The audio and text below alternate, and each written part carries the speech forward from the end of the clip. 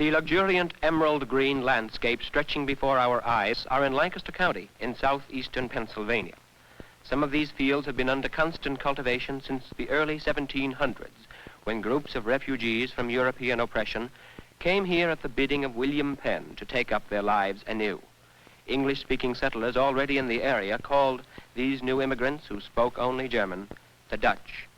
On the farms of this idyllic setting live close to 8,000 of the highly idealistic Old Order Amish, who choose to withdraw from the world and its distractions so as to dedicate their lives to resolutely following the Bible and the plow.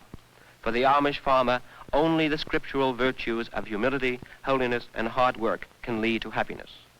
The simply furnished Amish home is as far removed from the outside world as is practical. No electric wires or gas lines connect it to the world.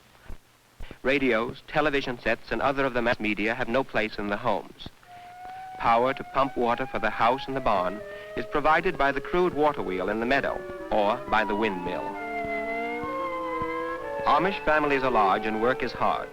Here, literally, the biblical exhortation to earn one's bread by the sweat of the brow is willingly fulfilled. To offset the bareness and simplicity of their homes, the women employ, whenever possible, splashes of color in traditional Pennsylvania Dutch designs. In an effort to achieve relative self-sufficiency, the women make whatever they can at home. For baking bread, most women prefer indoor ovens, a Dutch oven.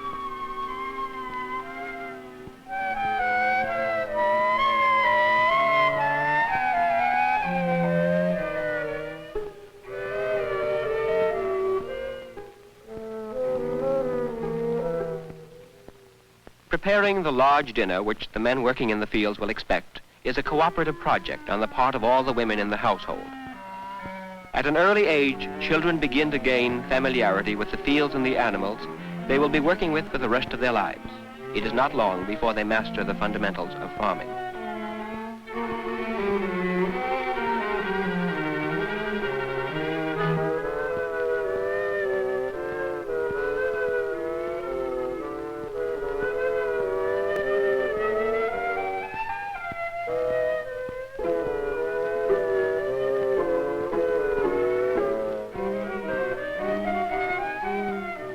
The Amish live rooted in religious traditions in a little world of their own making.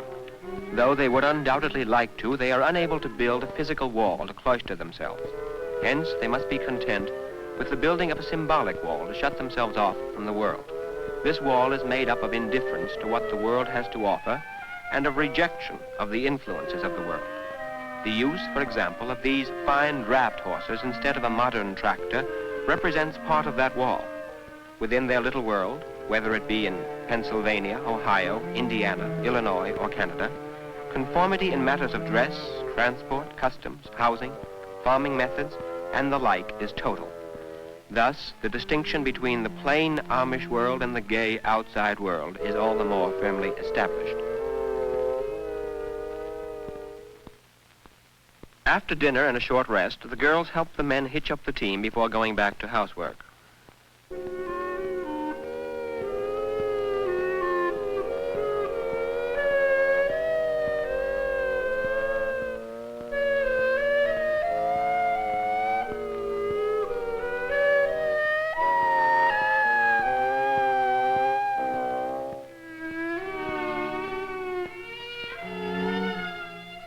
The women are extremely proud of their show china, but only take it down on special occasions.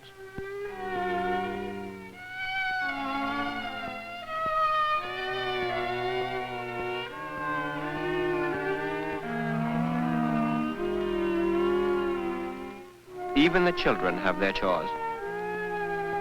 As the afternoon wears on, the house takes on the aspect of orderliness. For lack of closet space, the girls' dresses are hung on wall pegs.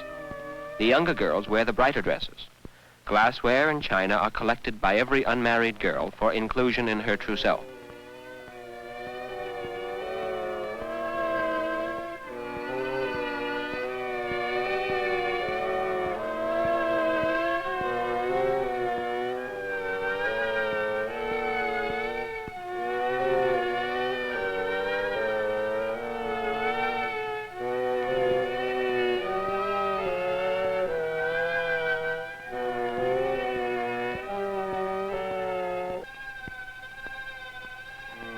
Histories of individual Amish families are kept in family Bibles or on embroidered plaques which are displayed on walls. The first Amish came to America from the German Palatinate in the early 1700s and settled in the Ole Snyder Valley of Pennsylvania. During the massacres of the French and Indian War, many lost their lives and were buried in small family cemeteries which remain to this day. The survivors scattered. A number came south to Lancaster County. John Schmucker was among the first. The almost eroded, moss-covered stone previously marking his grave has been replaced recently with a much more legible stone. An early map of Upper Laycock Township indicates that by 1860, families of Amish had already saturated certain areas of Lancaster County. The most common names then, as now, were Stoltzfus, Byler, Zook, and Schmucker. Still standing not far from the Amish area is one of the first homes built by the Mennonites, the religious brothers of the Amish who suffered like persecutions in Switzerland and Germany. The builder was Christian Herr. Construction by early Amish settlers was quite substantial. The farm was intended for many generations of descendants, as were the buildings. It was very rare that an Amish farmer permitted his land to leave the family. Today, the last married child stays on the family homestead, while the previously married are set up by their parents on nearby farms. Most of the expense and labor involved in starting a young couple in a life of farming is borne by the parents and close relatives. As the Amish have remained relatively unchanged, so also have the physical aspects of the countryside around them. This beautiful stone grist mill, in continuous operation since 1760, would have crumbled to ruin without the Amish to bring in business. Bridges such as these would long ago have proved inadequate if the Amish drove large trucks to and from market instead of their wagons.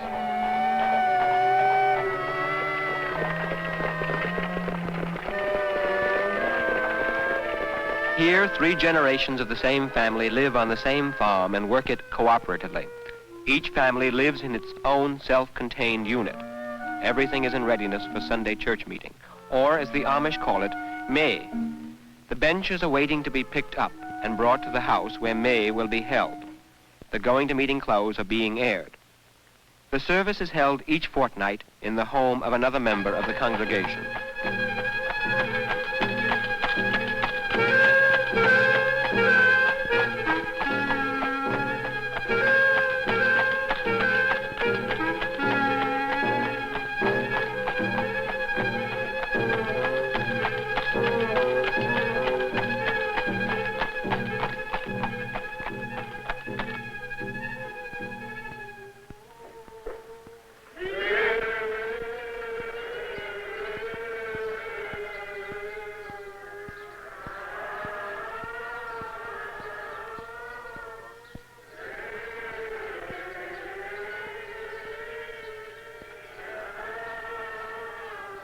The 3 to 4 hour-long service is beginning.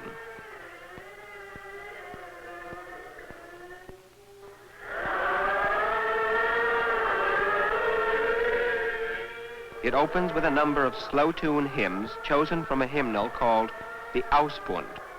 The person who chooses the hymn leads the verses. He is called the Vorsanger. After the hymns, the preachers and ministers, or diener, preach long sermons. Testimonies, or Zeugnis, are then delivered by members. The service ends with a parting hymn.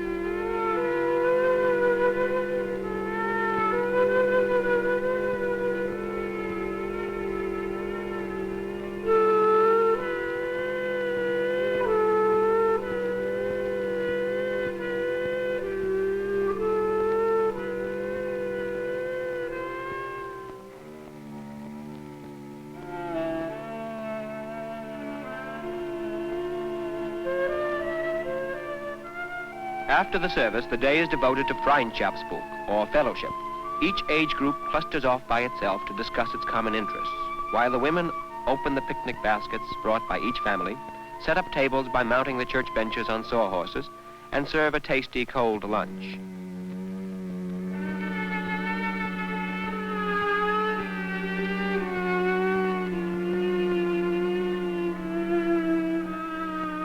Late in the day, the get-together breaks up as the older folks leave to take care of the animals and the younger folks to take care of their courtship.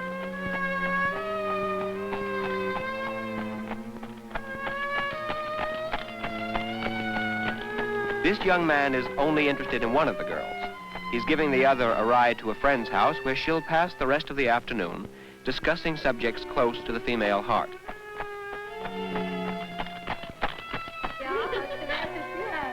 Ich weiß noch nicht. Das ist viel Spaß daher, weiß nicht. Ja, ich denke auch. Guck mal, der steht abgequält. Guck mal, so Ding da tun. Was ist so dazu? Ich weiß nicht, du stückst nicht. Ich weiß nicht, was ich habe. Voll sein nicht uns dazu. Nee, ich habe selbst keine Tür. Nee, du meinst wirklich nicht. Das ist einer. Was ist du meinst? Ich habe schwer, ich viel Spaß davon. Oh mein. What's a chair?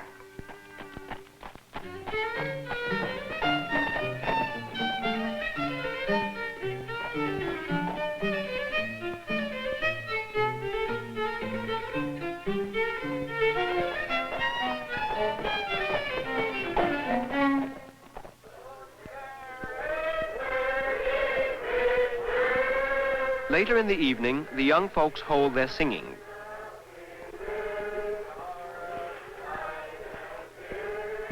Lined up on benches facing one another, the boys and girls sing their fast tunes and cut their normal adolescent capers.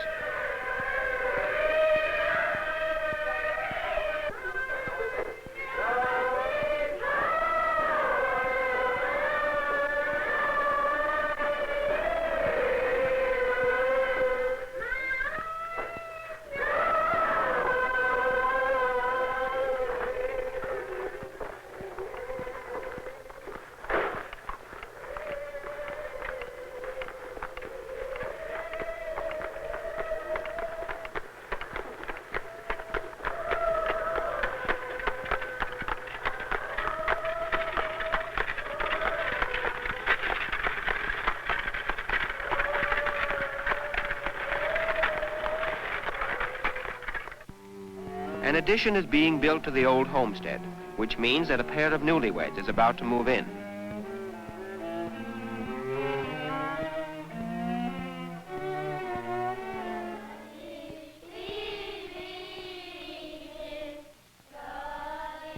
Since the school is a point of major contact with the world, the Amish parent adamantly refuses to accept any other than the one-room school, which he feels keeps his children close to home and in their own element.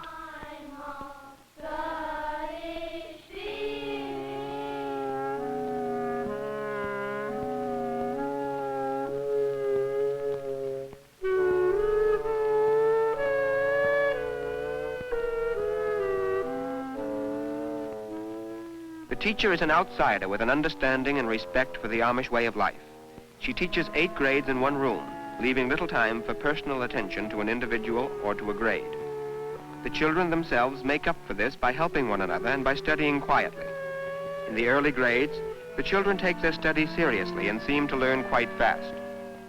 While one grade is reciting, members of other grades busy themselves doing various things, such as drawing on the blackboard the various seasons of the year or making up their notebooks.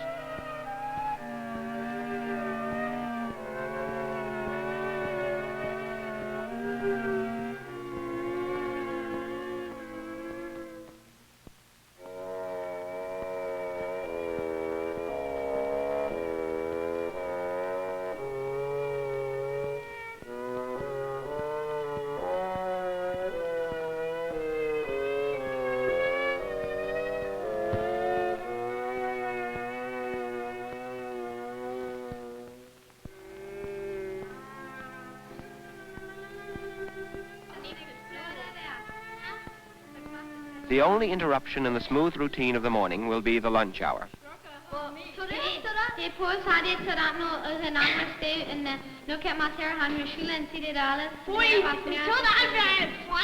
What til?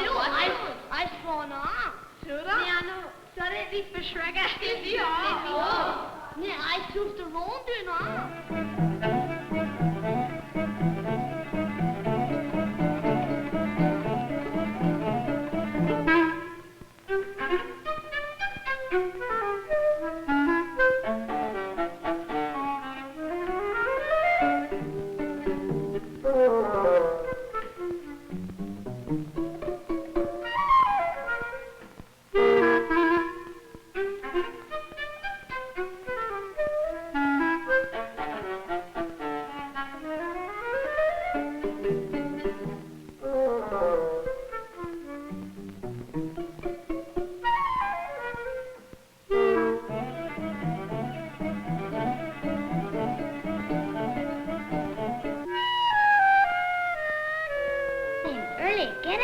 Joe, he said, get up. After breakfast, I want you to water the cabbages. After Sergio had me eating his breakfast of porridge and milk. Though most Amish children know only Pennsylvania Dutch when they come to school, after a few months, thanks to the combined efforts of the teacher and the older children, they learn to speak and to read English. After a while, Sergio woke up from his nap because he heard a splashing noise.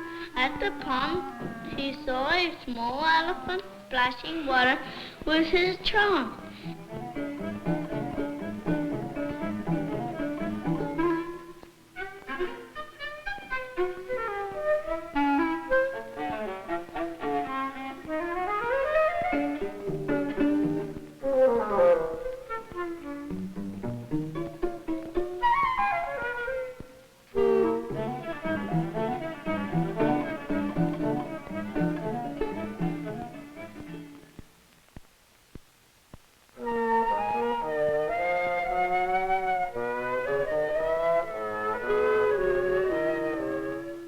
A big event in the life of every Amish farmer is the public sale. There it is possible to get away from farm work for the afternoon, to meet with friends and to eat hot dogs and hot chicken corn soup. Besides, it's also possible to pick up a few bargains. Those who do the buying are the men, but the women do their utmost to exert a bit of influence.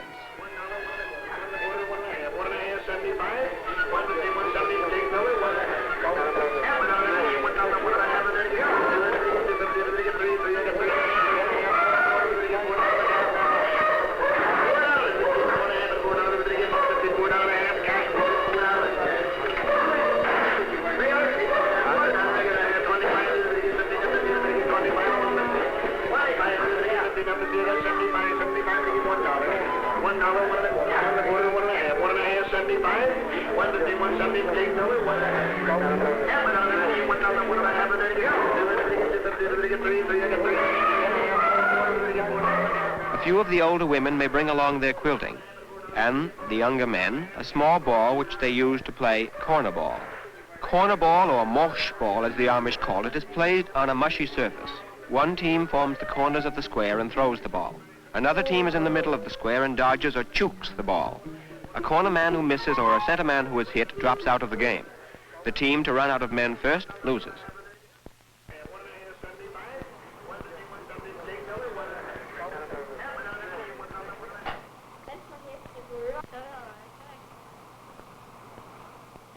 The day ends on a friendly note with everyone satisfied. To go to town, the Amish must leave the confines of the group.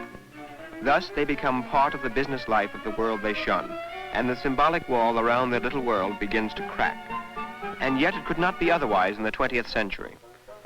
The Amish need the products the world supplies. They also need the money the outside world is willing to pay for their products in order to buy farms for their children. But on the other side of the coin, a trip to town can achieve a number of things. One can take the family horse to the town blacksmith to have his hoofs trimmed, or to have a new set of shoes put on. Or one might take the children to the general store to get them a pair of new shoes.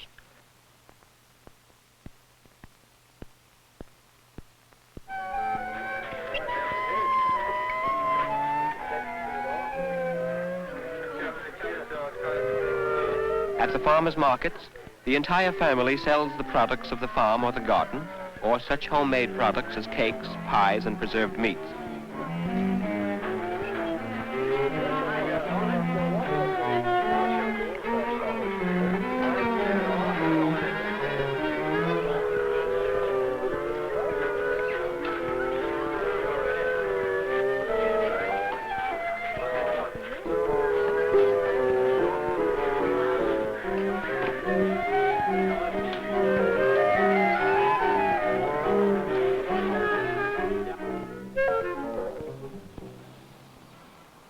The moment the Amish farmer leaves his farm and his people to come into town, he seems to lose his poise and self-assurance. The city is almost like a foreign country, which he cannot understand. He is always anxious to return to the farm. Those intrepid souls who come to town by buggy face the constant threat of the speeding auto. A horse is much more difficult to control than a car. The less intrepid souls come to town by bus.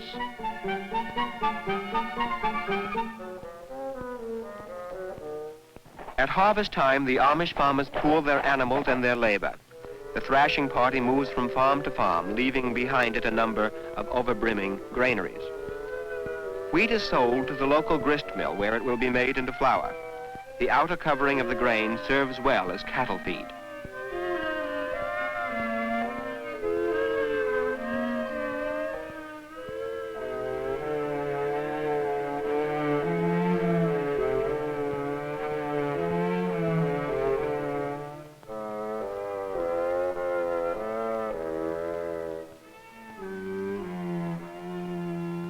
Tobacco is the money crop. This tobacco will be homogenized and used as cigar filler.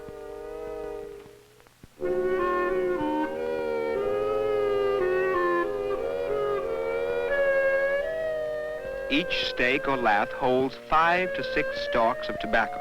The stalk is impaled on a small blade placed over the end of the lath.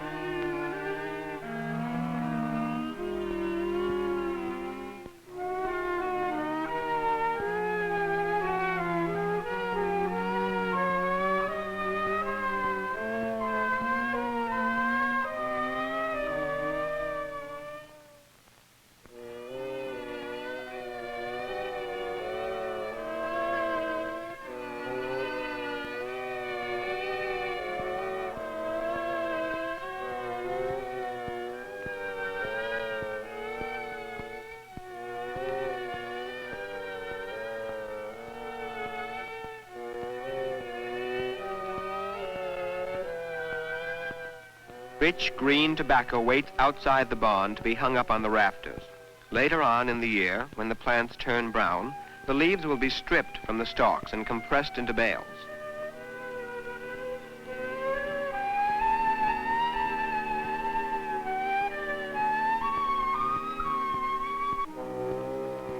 The last crop of the year is corn.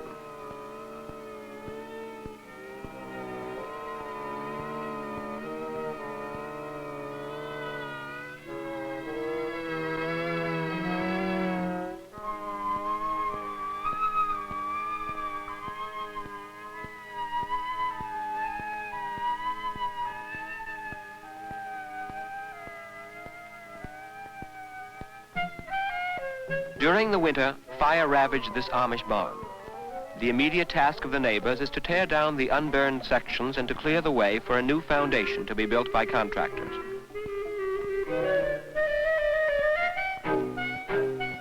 Neighbors leave early on the spring morning of the barn raising.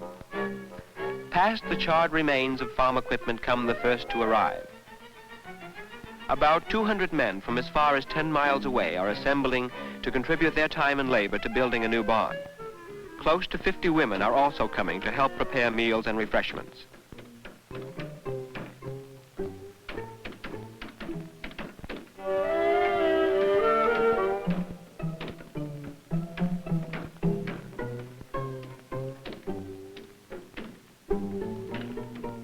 Each man goes to the job he knows and enjoys best. A crew, including a few non-Amish neighbors, busies itself mortising and otherwise preparing the large 8x8 beams that will make up the frame.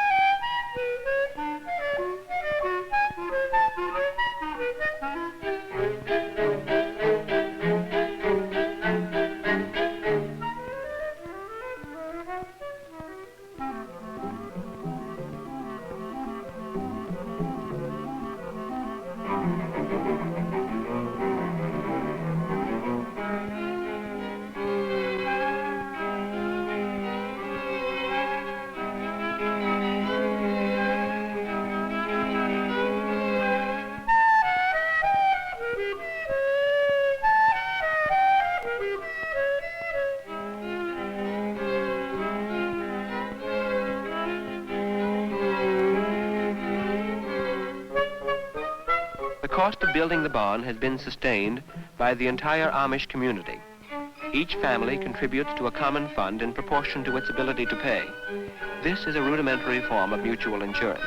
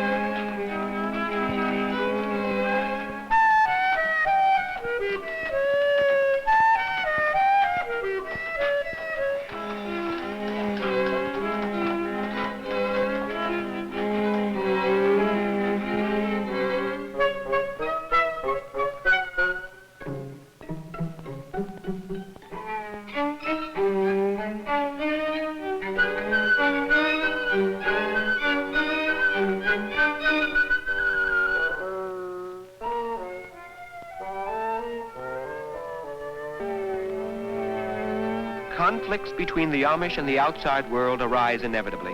While the Amish farmer tills the land of his homestead and insists on sending his children to a small one-room school, large consolidated schools are built a stone's throw away. How long can the one-room schools survive? With highways and byways becoming more and more crowded, can the struggle between the horse and the buggy and motorized transport end other than disastrously for the Amish?